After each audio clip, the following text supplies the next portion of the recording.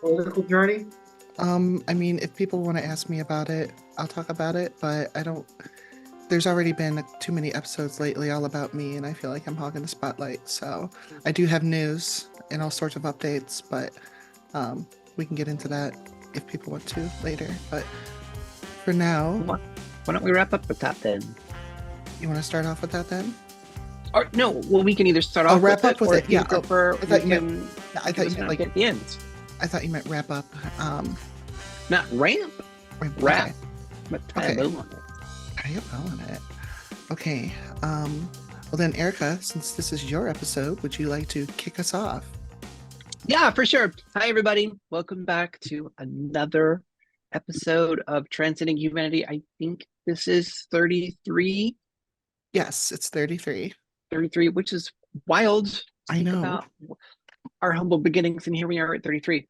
We're So, almost a year old. right? So we're coming back to one of the things we used to do a little bit more regularly through last spring and summer and fall, and we just kind of fell apart because life is life. So we're going to be talking about trans joy. As always with trans joy, we have to make time to celebrate the good things in our life, because there's so much bad in the public eye, in the media, in politics, that you can really start to drown in those feelings, right? Yeah. And so we start to miss the things that are good and that we're happy about, whether that's um, euphoria that you're having with your gender or just good things that have happened in your life. I think it's also always important to share in other people's joy as a community. That's one of the ways in which we look out for each other and raise each other up, is in sharing our joy. So we're gonna talk about that tonight. Hopefully everybody here has something to express, and since we have Zach with us, we would love to hear just your joy as well, Zach, that's happening in your life. So I guess I'll go first. I've got a couple of things, and then I have a few things that I've sourced from some friends around the interwebs. So the first thing for me is that I'm really excited about.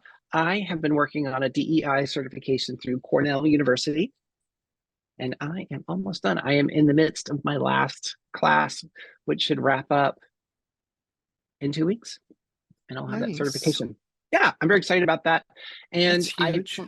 yes, it is. And I plan to focus on the tech space, right? So I've got a lot of friends that work in DEI across various industries. And one of the things they have said universally, there's not really people approaching DEI practices from a tech lens. Sure. So my goal is to help companies learn how to build inclusively instead of exclusively. Most often, as a person who works in tech and is in the halls of technology, we're building for abstract people, but really, we're really just thinking about the finger pressing the button Hmm. in our apps. And that's not a good way to think about people. And when you think about that way, then you're building for whoever's in the room, which is typically a 35-year-old white guy, right? Which, So it's really, really hard to, because those are the people in the room, right? yeah, So it's really hard to make sure we're building tech that includes people instead of excludes people. So I want to help companies start to really focus on those efforts. Use our innovation to drive inclusion and belonging and help change the landscape, right? And we've seen some incidences of this, like where we've seen like the Apples and the Googles of the world get behind massive social justice issues and help change them, and sometimes not. So jumping into that, being someone, there's not very many people like me that want to do that in tech. So that's one thing I'm excited about doing. Something that happened just earlier tonight, before jumping on the show, I was returning from the grocery store because it's going to snow again here in the DC area tomorrow. So we'll have probably 2 more inches, and tomorrow's the day. Tomorrow's the day we normally go to the store, so we didn't want to deal with it. And while we were there, we ran into two friends that, basically their kids and our kids are involved in some of the same youth leagues and youth groups. And so we've seen these people quite a lot and gotten to know them. And the wife, Cisco, she's like, wow, we're literally standing in the produce aisle and I'm holding bananas. Says, Erica, I love your style. Every time I see you, you're always very well put together. You're very stylish. And I love it. And I feel frumpy next to you. Would you go shopping with me and help me find my style? And I was like, like clutching the pearls, gasp. And it was really affirming and really exciting to have as this woman be like, you know what you're doing. Could you help me? So I love that. Um, and then like a third thing is I've really been working on increasing my group of my squad, my group of friends. I have people like Jess and Vanessa and getting to know Zach more, and other people have been on the show. But recently I've added two cis gals to my group that I feel really comfortable with and really home with and feel very included with. And I love having people that are like besties in my squad. And a couple months ago, I got connected with a gal in the UK who's trans, Kat, who's a friend of the show. She's never been on the show. And I talk to her almost every day. And it's just really nice to continue to build other female friends that are trans or cis and feel like my worldview matches so many other women's worldview. And I just want to call that out, how good it is. Get out there, make those friends, make them internet. Kat's introduced me to other people in the UK, so I have more friends in the UK than I ever thought I would have. And I might go there this year to visit all these people. So I just love making friends. I have some other sources to share from other people, but if one of y'all wants to go for a while, we can jump to that. Let's do Zach next. Zach, what's happening in your world? What are you happy about? I mean, honestly, I've been thinking about everything that's been going on with me, from my advocacy in the disability community to me reaching new mediums to speak out, such as this podcast and other podcasts as well, to really just having job security, having a roof over my head, living in an expensive neighborhood that I should not be able to afford but can, because I live in New York, so New York City's Upper East Side. No And way. it is no joke how expensive shit is out here. Whoa. So I consider myself an anomaly because I should not be able to live here and live comfortably, but I've been living here for 3 years now. So I think my joy isn't just one thing, it's that I'm at a point in my life where I'm content with everything. And it's been a long time coming for me to feel this way. I gotta And say, when I I say a love that, long Zach. time, I mean a long time. So many people can never even achieve that. Right. And the fact that you were there at such a young age, Zach, that is amazing. Me young, huh? We're all young here. Yeah, that's amazing, Zach. When I got to that point in my life where I felt secure, like when I can count on the paycheck coming in every week and count on making rent or mortgage or paying all the bills, and then when I got to the point of having like just a little bit extra, like it was such a weight lifted, and I didn't realize how much paycheck to paycheck or being less than paycheck to paycheck for me in my life was such a stressor. So I always celebrate people when they find that sense of security in their lives and get things stable and feel like they can thrive. Yeah. And I've got a small circle of close friends, which is really all I need, because I'd rather have a small circle of close friends than a bunch of acquaintances. Yeah. So yeah, things are at a high point for me right now. But it doesn't Love mean my that. drive isn't going to stop. There's always more room for me to go. Mhm. But it's a nice Ooh, boost. I would love to like dial in on that really quickly, Zach. Yeah. So it's something that I've kind of wrestled with from time to time as well. Like when I'm feeling content or especially secure in my world, I feel like, where did my advocacy go? Like, how do you like, and I'm starting to realize like, I don't need a sense of like my world falling apart to be an advocate, but there's a part of me that I've tied to that. Like, how do you manage that? So I just basically look at my life and ask myself, why can't other people have this? Yeah. Why do they have to work as hard as me or harder than me to get to not even get to this point, but to get to somewhere like it. Mhm. I mean, really, people should get what they need when they need it. And I think we're just overworked and tired and stressed. And I don't think like Yeah. that's how people should be. I'm not It saying is. you don't have, you shouldn't work, but you really shouldn't spend your life, you really shouldn't work to live Yeah. Yeah. as everybody is doing now. So, Mhm. Mhm. Having your needs met huh? really, having your needs met really is Exactly. like a basic human right. And I know because capitalism, it's not here and in many other places, right? That's a lot of the roots go to because capitalism. Yeah.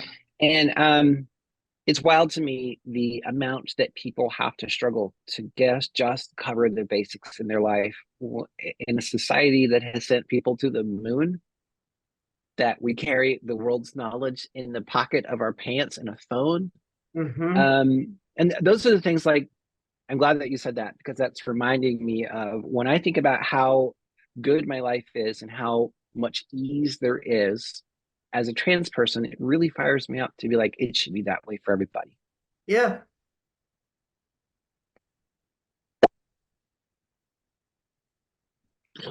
Which Yeah. is in its own sense a sense of joy. Like purpose It is a sense of is. joy, right? Yeah. It And is. it's so hard for people to find a sense of purpose or just a hobby today. Mhm. I hear a lot of this with especially young men that feel like they're isolated from their group or they Yeah. don't have a purpose or a passion, so they just kind of sit and they wallow. And it really just it shouldn't be that way. Yeah. I agree. The fellowship that men don't have is quite problematic. And I'm glad that I've transitioned into a lot more fellowship than I used to have. It's crazy. But then like, not to kind of get off topic with Joy here, those of our part of our family that are non-binary and leaning mask or trans mask, like this is something that they express. And we have Jess here, maybe they'll talk about it. But kind of feeling like you lose that. How do you build those circles of community within your local area? Because I think that's what a lot of people are missing. Yeah, I don't know. I'm curious too with like, I mean, I definitely think that there's a push for that for more masculine leaning folks or men in society because of like just the expectations of toughness and independence and whatever. But We don't have an updated definition of masculinity for the 21st century. That's the problem. yeah, well, and I also wonder like how I've pondered on how technology has affected that, mostly in a negative way. Definitely. And I mean, social media, but even just the kind of the comfort that we've all gotten used to being so isolated or having that be more routine. And it's something kind of really struck me. It was sometime last year, and I think I was reading some article about virtual reality and, Google and Meta both developing like the VR glasses or the AR glasses, the VR glasses, what the difference is and all that stuff. And kind of somebody kind of bringing up the point of one of the obviously writers in one of the articles I was reading saying like, we're really already pretty much living in a virtual reality. I mean, if you think about it, there's a lot of platforms that we use that are basically little tiny virtual reality Yeah. Social media in universes. general. Yeah. And I mean, but the way that it is right now, it's like, I mean, social media, even it's like they're all their own little virtual reality, Mhm. and yeah, you may not be able to drop in as an avatar and look around in this whole virtual reality scape, but like mentally you are kind of in a dark room with Escaping. millions of other people, Mhm. right? Yeah. Doom So- scrolling.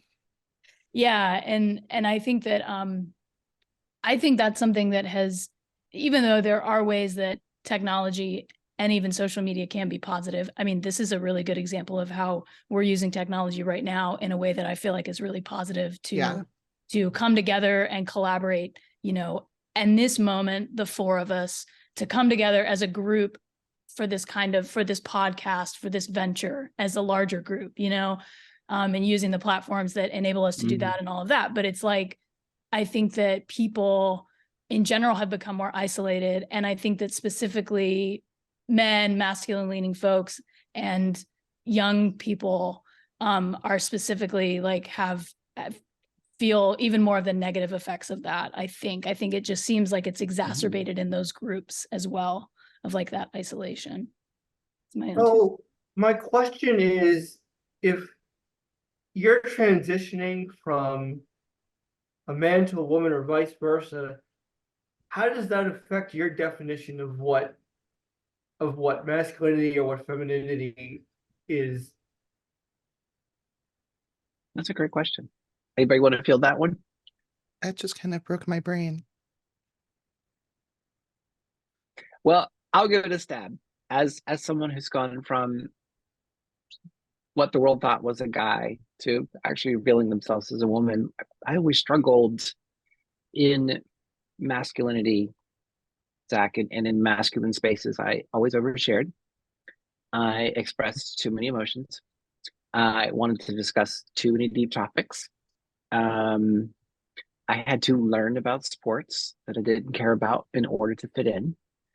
I had to learn not to cry in front of other people. And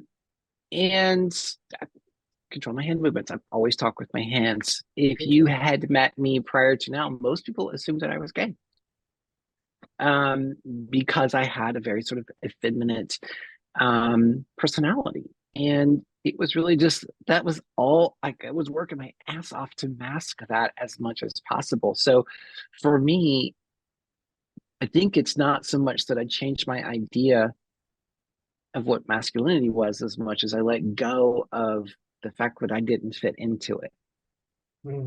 I can definitely feel that. Like throughout my life, I have always gravitated towards hanging out with women, and just being around guys, just the dude speak, and you know, just fucking drove me crazy. And like even as an employer, I found myself hiring way more women than I did men, just because I didn't want to be around all that macho testosterone bullshit. So, and now I know why. Yeah, I've always had like you, Vanessa, more female friends than male friends. I did have good male friends, but interestingly, the male friends that stuck around were the ones that were interested in deep conversations and sharing emotionally. Though none of them have said they are trans to me, but they were people that could meet me on that level. That are the ones that I was close to. But I also think that I had to let go of some ideas of what it meant to be a woman as well. You know, because when you're thinking about, oh, I don't fit in and should I be this or that, I had to sort of grow into that when I gave myself permission. Yeah. Right. You know, I think, and a lot of us go through, I had to find my way. And I'm, you know, here at two years in, I'm still discovering new things every day. I'm like, I was just talking to my partner the other day about, I'm trying to explore the ways in which I need to allow myself to be softer, but also allow myself to be more direct and firmer as a woman, like sort of drawing the line between it's not masculine or feminine, it's the qualities of softness and strongness. Right. That's legit. What'd you say, Vanessa? I said that's legit. Yeah. What about you, Jess? Well, I'm non-binary, so I mean, I think it's just all made up, you know. It's all made up. Well, what's I guess to sort of reframe, you know, Zach's question, what's been your experience of like, hey, I don't quite fit that or that? Yeah, no, I mean, I think that my feelings around it have shifted a little bit because I mean, I haven't I went through, you know, sometimes people talk about sometimes before people transition, they go through like a hyper gender phase where they kind of are trying to assimilate to the gender they were born into, right? Before they are finally like, okay, you know, I really tried really hard and I just can't do it. I'm trans, you know, like this is just really not me. And that was just all way too much of a painful performance.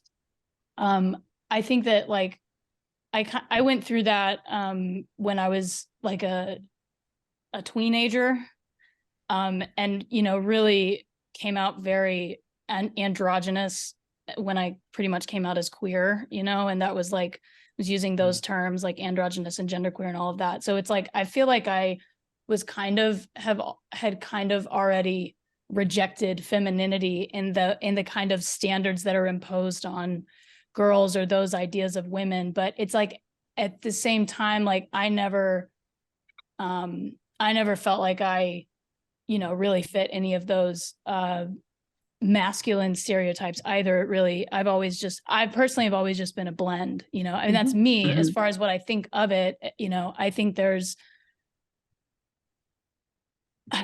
I do think that, like, you know, our construction of masculinity and femininity, I think that there's strength in that and there's positive aspects of both. But I do also think that it is one of the big kind of downfalls of our current society that we box people in certain ways, you know, that you can't be, that it's hard to be soft and strong as a woman, or it's hard to be, you know, sensitive as a man without feeling like you're betraying femininity or masculinity. And I think when I really came around to like owning my transness in, you know, the last several years, it's been some of that has been like realizing that I don't like a lot of the negative aspects of masculinity. And so I haven't wanted to own that as much. I really had wanted to stay in this very, very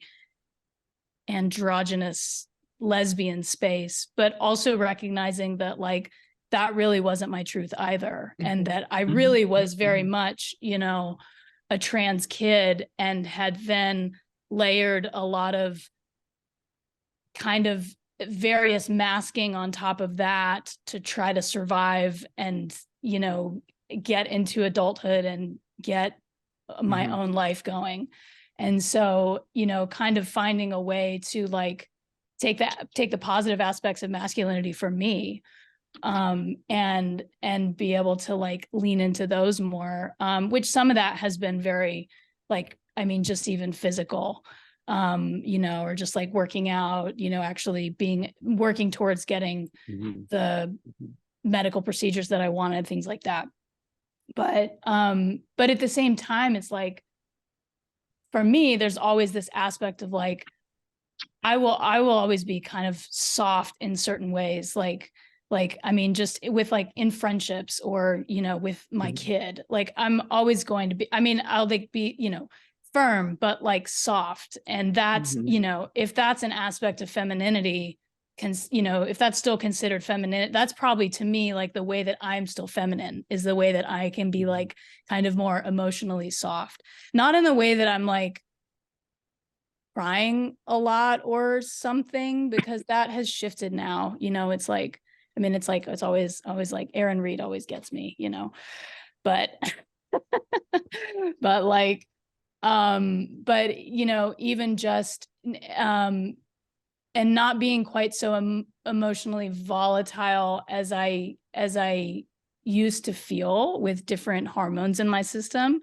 But definitely still not wanting to let go of any of that softness, that I think is part of something that is hard for masculine people to own. Yeah. There really is like it really is a process of shedding what is not true about you to uncover what is true, right? I mean, there's a lot more to it than that, but at the core, that's kind of what we're talking about, which it's always wild to me when people have such a problem with this, because if you can't identify with shedding what's untrue about yourself to embrace what's true. Like, what are you doing on this planet, man? Right? So, but yeah, I love that take, Jess. Like, how do we disconnect femininity from softness and masculinity from strength? Mhm. Right? How do you embrace those qualities within yourself, regardless of your gender expression? The societal norms, society is so completely obsessed with a binary, and our non-binary friends just smash that, and it makes people uncomfortable. I personally think it's absolutely amazing. Society lives in the past so much, and we keep getting dragged back by one thing or another. But if anything, we're just the next step in human evolution. So, I mean, I think it all has to do with grasping onto concepts, and if people hear a concept but they don't have a visual to grasp it with, then they're gonna view it as a negative because they don't understand. Like this is what I meant when I first met you and started leaving comments on your posts about how first it was gay rights and gay marriage in the 2010s. And I think the 2020s is going to be society's transition into acceptance of the trans and non-binary community. Because it takes time to get to the front of the public consciousness that you're here. So I think this is all part of that part of the transition of the LGBTQ AI plus community fully into the American consciousness. I hope you're right, my friend. I hope you're right. Yeah, I do too. I think that's pretty accurate though, because I mean, first of all, a lot of the pushback, the right wing is the playbook is very, it's like the same thing. It's like the same playbook. It's like all It the really same is. arguments, a lot of the There's same. no way we could have this conversation if it were even 10 years ago. Mhm. I Things have can't already see shifted. how- Yeah. Well, and the other thing is it's the what the resistance is its own tell that and we've discussed, I think it was maybe in the last episode that you all talked about like how the it's really not likely that it's not like that there are really all that many people against trans people. It's the vocal few that are the extreme. Mhm. Right. And really what it is it's the fact that the conservatives think it will drive people to the polls. That this is the issue that they actually polled on several different issues before coming into, even before these last election cycles. I feel like it was maybe, I'm not going to say the years right, but I know it was like after 2016 that they started to do some polling on some different issues within conservative side of politics. And it basically was that, people would come out to speak out against trans people. And I think it's to your point, Zach, like more of the idea of like, it's the unknown. And so it's going to be like, well, no, I don't want that, kind of almost in like kind of in like a NIMBY way, but even in the same vein that people would come out against homosexuality when so many people were in the closet and it just wasn't as known, and it just wasn't as prevalent in society. But it's definitely that the noise about it is more of just kind of like a flag. I think that just that trans people happen to be the current scapegoat for the Conservative Party, but it's also a sign, I think, that society is turning, and this is kind of like the people digging in their heels, but way even more than that. I think it is just hopefully a failing. It really seems like in a lot of ways it's a failing mechanism to try to like pull together a Republican Party that is like falling apart pretty much. Right. It's absolutely shredded. Yeah. I'm old enough to remember the gay panic and the AIDS crisis of the 80s and 90s. My dad's gay.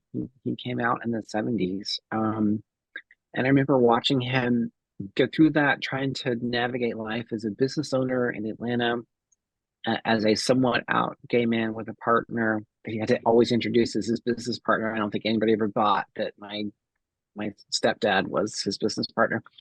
And it was sort of wild to grow up in that time, knowing all of their friends, growing up with drag queens in the house effectively, but also watching them a few drop like flies because of the AIDS Mhm. crisis, and sort of hearing, It's I know that terrifying. message.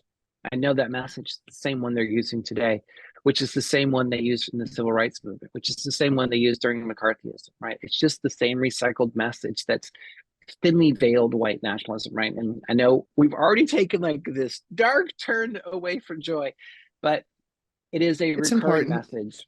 It's important. And I'll have to find this study. I don't know if I've mentioned on here before, but I came across something recently that during times of national or global crisis, so think about COVID, think Mm, about 9/11, think about Vietnam, World War II, the Great Depression, World War One. Many countries turns towards nationalism and xenophobia, and particularly white nationalism, as a response to the fear of the world getting out of control. And what coincides with that every time is coming out against marginalized communities. Right. It is a direct. So we just came into COVID. So that's another reason why it is a hot topic, Mhm. because nations have turned towards like, I need to really take care of myself right now, which breeds white nationalism and breeds xenophobia. That fear starts to sell, and eventually it recedes. And then we all kind of go about our business and we start to make strides again. But every time there's a national or global crisis, we see this happen like clockwork. mm. And my hope is that throughout time, eventually we respond to it less and less and less by going after the people that have the least. All right. Anyways, that's my soapbox. Who else has some joy to Soapbox. share today? I guess I can go. One of the first things is throughout all this mess of me being infamous in the national media over the past 2 weeks, and it's starting up again.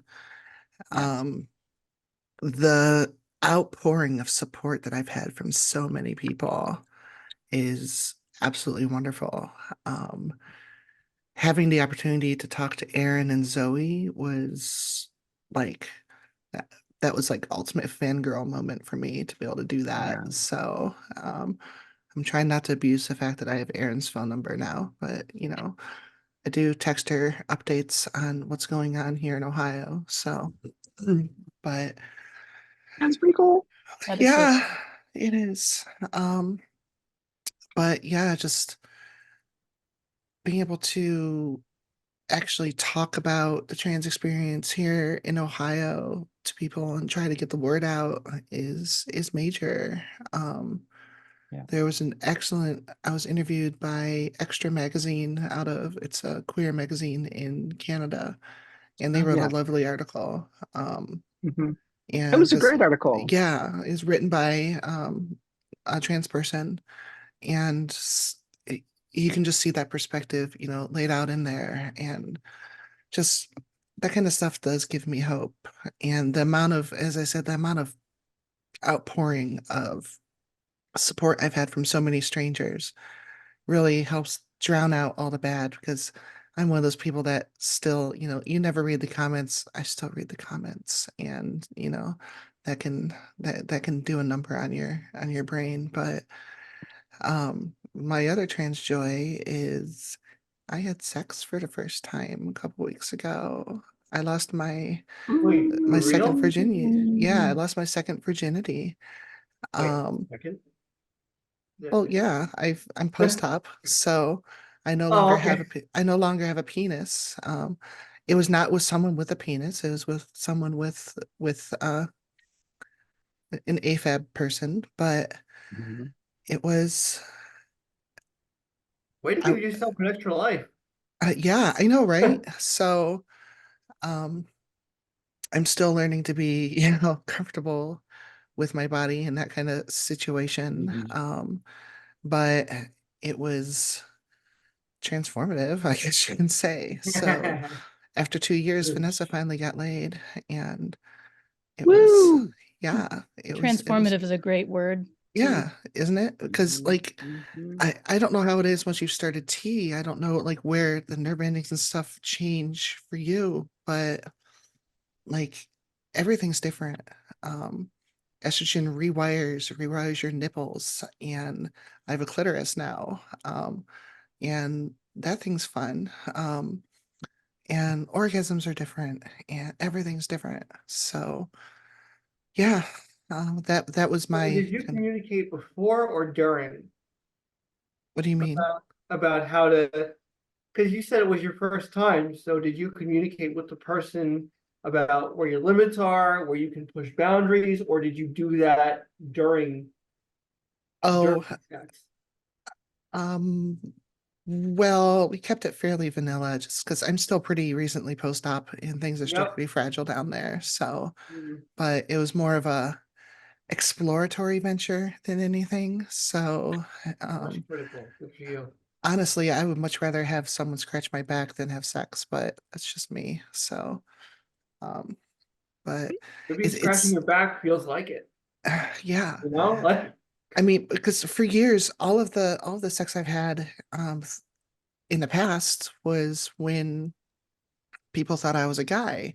mm, And a lot of trans women echo this in that our sex drive for a lot of us seems to be less about having sex and more about being with a naked person of the body that you wanted to have.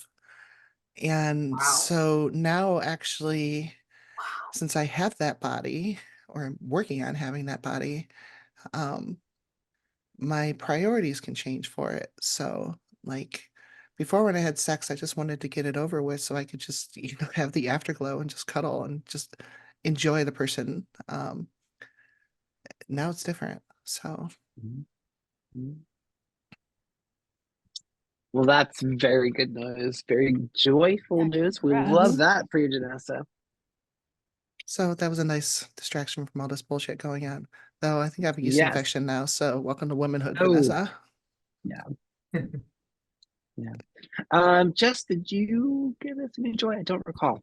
I don't think I've gone yet. I don't know how I could follow that up possibly, but I'm gonna try. You're on the spot to come I'm gonna after that try. one.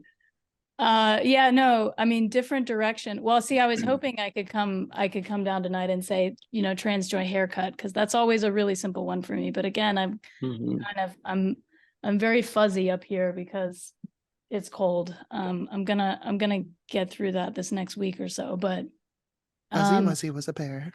yeah, that's kind of, yeah, it happens.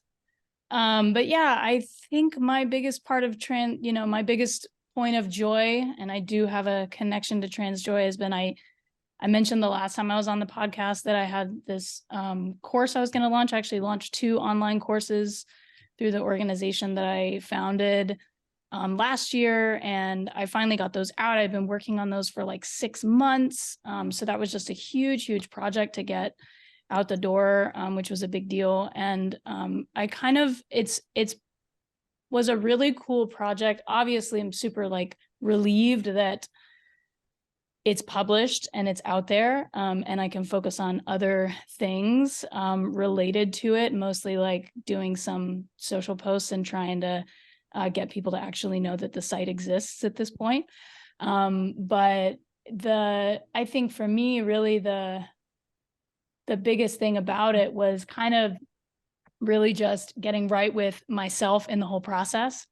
And I think a lot of that for me is like how it connects specifically to actually to like my transness, because I feel like before I really owned that label and really felt like I am totally authentic and I'm like proud to call myself trans, there was a part of myself that I was kind of holding back. And it came across in all sorts of ways. And a part of like kind of a part of my brain that was not as free as it is now. I didn't feel like I had as much capacity as I did. And it was also just like confidence.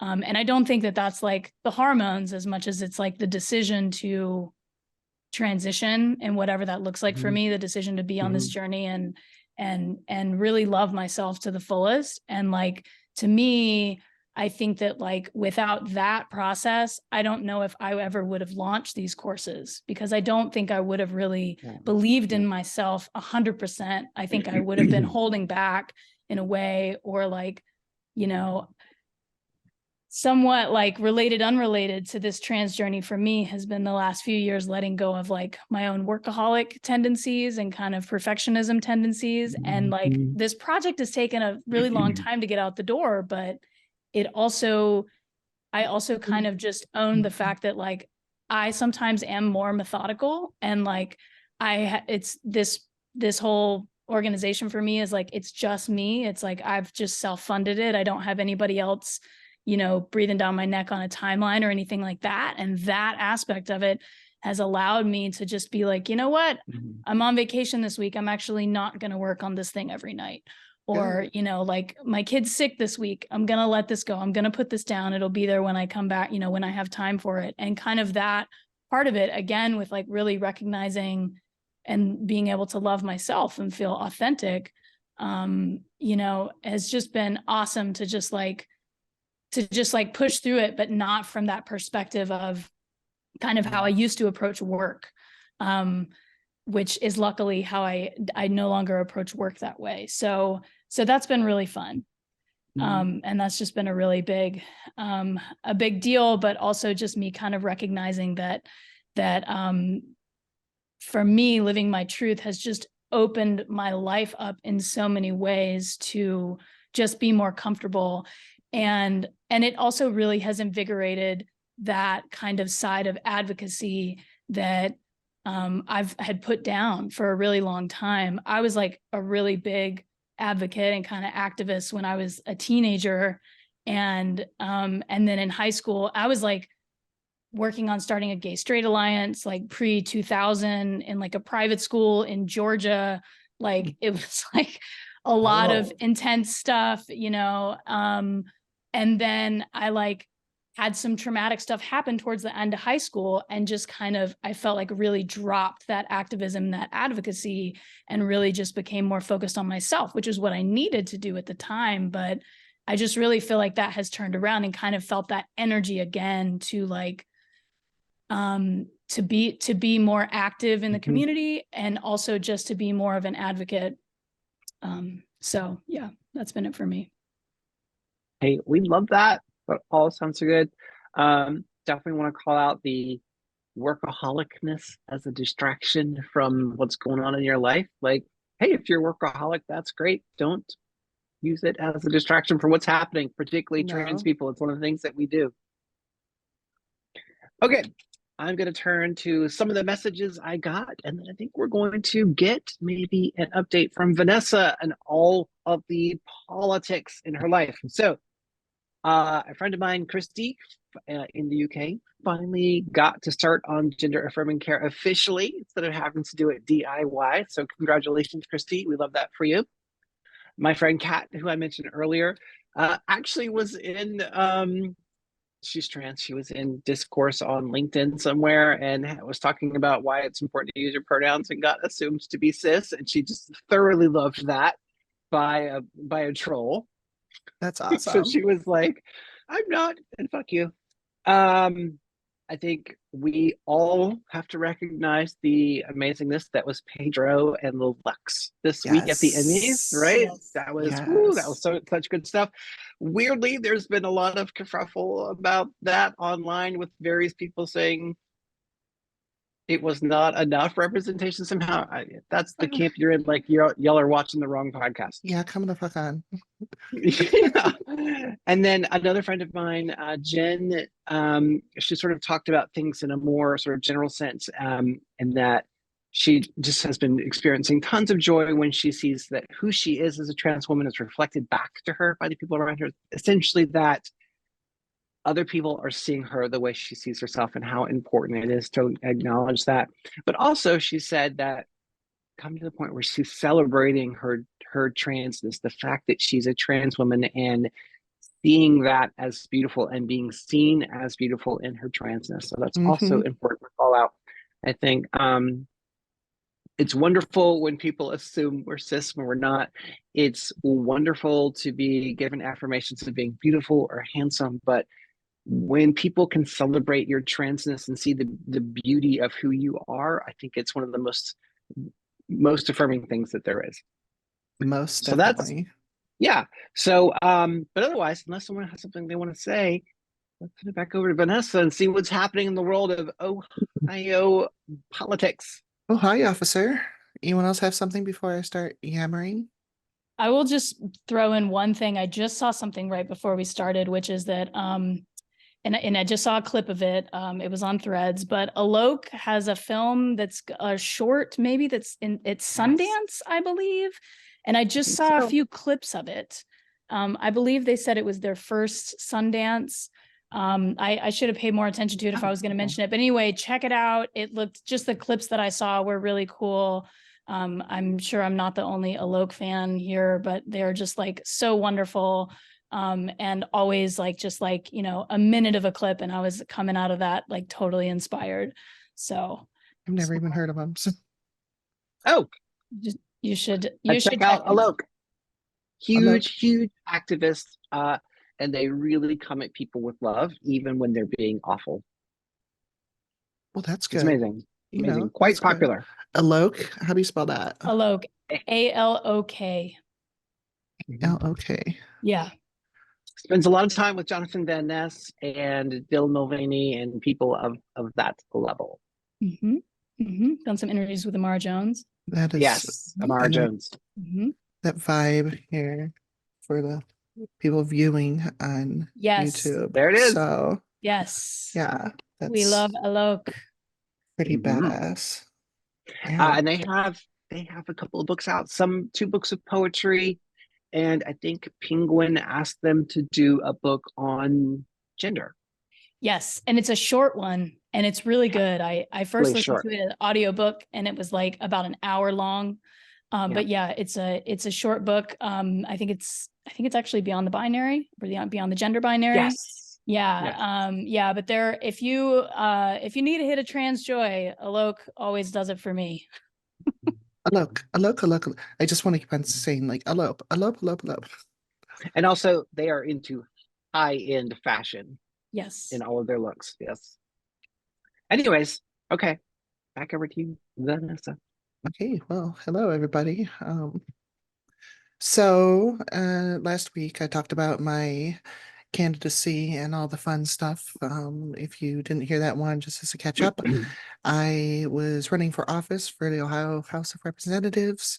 And while I had enough signatures to get on the ballot, there is a very, very little known law in Ohio that states that if you have changed your name within the past 5 years, you have to put your former name, or in my case, my dead name, on the petitions.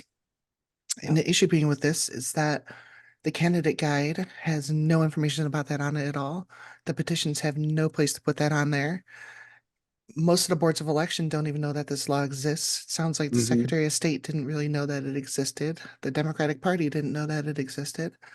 But I was singled out by someone at my board of elections, because I turned in my name change paperwork with it too. Because when you're trans and you change your name, you just automatically bring your name change thing whenever there's anything government related. Yep. So yeah, Erica, your face, you just have a copy in your bag. Exactly. So I was disqualified due to this law because I didn't put my former name on there.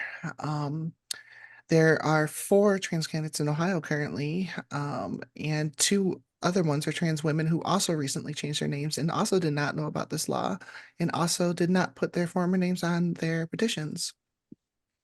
So I was instantly disqualified, and I have some juicy details on that I'll get into in a second.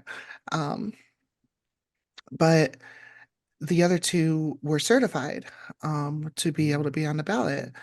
But then once the news of my disqualification became national, like the last episode we recorded on a Wednesday, which is the day after I got disqualified, and by Friday I was on MSNBC Live. Like it Yeah. blew up fast. I had no idea that would happen. And so the other two candidates got called into their boards of elections this week. Bobby Arnold was called in on Tuesday, and Arian Childry was called in today. And both of them were allowed to remain on the ballot. Their boards of elections, which are bipartisan, mind you. And in Bobby's case, the head of the board was firmly on her side, and he's a Republican. So it shows that they don't all hate us. But they said that this information was not communicated to the candidates, and that the candidates should be able to continue to run. Even Governor DeWine, who is famously anti-trans, he's currently trying to make it impossible for trans adults and children to get gender-affirming care in the state. Even he spoke out saying that this law is unfair to trans people and it should not be keeping us off the ballot. So my update is I was disqualified the day before we recorded our last episode. And then the week later, I went in for a hearing where they disqualified me again. They wouldn't hear it. So they're like, no, the law is the law. So go suck a rock or something, or suck an egg or whatever. So, and then afterwards I heard that they wanted to leave it up to the courts. They didn't want it to be their decision. So, but then that was last week. And this week, the other two candidates are allowed to stay on the ballot. So now I am the only one still disqualified. And here's where the juicy details come in. The head of the Stark County Democratic Party, a guy named Demetrios Bousads, I do not know how to pronounce his last name. It's a long Greek last name. But throughout my entire signature campaign, where I was trying to build up my signatures, I reached out to him because head of the Democratic Party in my county, you'd think that he would want to be involved with the candidates. Nothing. I could not get a hold of him. I was only given his email address. They would not give me his phone number. And he didn't respond. I'm like, great, okay, I guess I'll do this alone. And it turns out I'm not the only one they didn't respond to either. There's other candidates as well that he didn't respond to. So, but I heard through the grapevine. Well, let me back up a second. Demetrios, in addition to being the chairman of the Stark County Democrats, is also one of the 4 board members at the Stark County Board of Elections.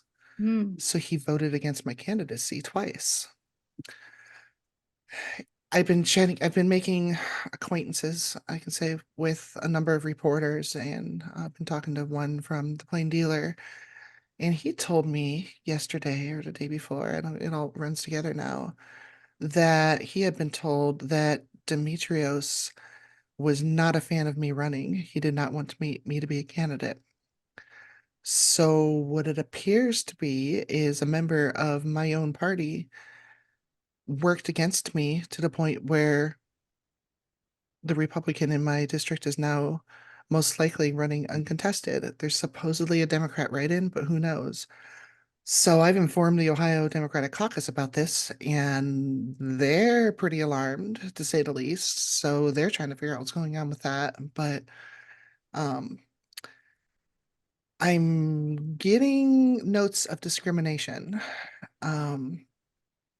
especially since one of my LinkedIn followers reached out to me and said, look up a person named Steph Pulisads.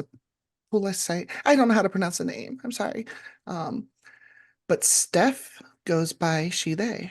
Steph is Demetrios's child. I am assuming, since Steph is very big on pronouns and posts on pronouns and stuff like that, that Steph is non-binary. So my theory, my conspiracy brain is thinking that Demetrios is not proud of having a trans child and is taking that bias and bigotry towards other people in the community. Because I don't see why he would personally have a problem with me. My first correspondence with him was saying, hey, because he just took over the as chair because I guess the last guy was even worse. And the website was a complete mess. I said, hey, I'll pop in, I'll fix your website for you. No charge, just be volunteer on my part. Nothing, didn't hear anything. So I wrote a letter today, right after I heard that Ariane was allowed to stay on the ballot and that I am now the sole disqualified candidate. I wrote a rather scathing letter to the Board of Elections and hand delivered it, where I straight up called out Demetrios and called out my suspicion of discrimination. So, yeah, we'll see what happens here. If they're going to stick to their guns, reporters keep calling the Board of Elections over and over and over again, trying to get a statement. The Board of Elections says, don't talk to us, talk to the Secretary of State. So then the reporters call the Secretary of State's office.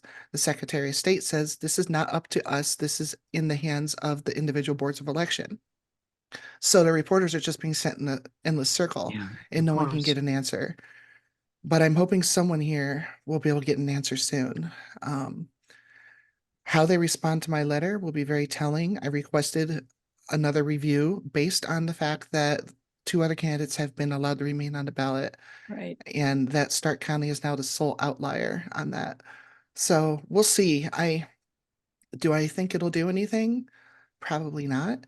But I figured I would be remiss if, for not just myself, but for the community at large, my district, everybody, if I didn't at least try. So Yeah. Well, good on you for writing the letter, calling it out, continuing to make it an issue, right? It sounds like a pretty open and closed case for discrimination. We shall I see hope what so. happens. I But mean, you would think that Demetrios, after I became national to international news, you think I would have heard from the guy as the head of the Democratic Party in my area, you know, with all this news going on. Like I thought the news cycle would die out quickly, but it's 2 weeks later and I'm still getting interviewed. So whatever this is big enough that it's causing waves to the point where the governor now knows who I am. So, yeah. um, yeah. How So much of this do you think is in violation of human rights? Because, I mean, do you think you need to go to Ohio's human rights law to try well, and solve this? um, the queer community is not protected in Ohio. We're one of the states that we're not. So, we can be discriminated against. But I'm working with the Ohio Democratic Party to try to secure legal representation to at least challenge the law, Hmm. and go from there. So, because the fact that the law has been enforced unevenly on Yeah. different people. So it was enforced against me and then not against the other candidates. So that right there is a flag that there's a problem there. Yeah, So absolutely. it's a That's civil rights thing, I think. yeah, that's pretty clear. I mean, even beyond even beyond the, trans or queer LGBTQ discrimination that is its own thing, Mhm. the uneven application of the law. And I mean, just the fact that the your board of elections is trying to uphold the law without properly notifying without having proper notification for the candidates who Yeah. are running, is just pretty clearly, you know, wrong, like Mhm. plainly. And it's interesting because it's, now it's a bigger deal because of how they've handled it, Yeah, which is exactly. good for you and maybe eventually for your candidacy, even the next go around if you wanted to Mhm. do it again. But if you're not allowed to run this time, Yeah. but yeah, it's I mean, yeah, just that clear, as you said, uneven application of the law is I mean, that just shouldn't be upheld. Yeah, exactly. So now the law has to be amended somehow before the November election, because even though the candidates, and if I'm allowed to run, even if I'm allowed to run and get on, if I got elected, we would technically be illegally elected, because the law states that anyone who violates the law is to be immediately removed from office and have to pay back their entire salary. So something is going to have to happen within the next few months to sort this out. So All right. Well, thank you for the update on what's happening. I know that you will continue to keep us posted, and we'll probably start to see you show up in more interviews. if you're curious, just follow Um, me on Instagram, Venestradiol. You know, that's where I do most of my updates. So All right. Well, I think that's it for our episode. A little bit of joy, a little bit of politics, a little bit of human rights, all in one episode.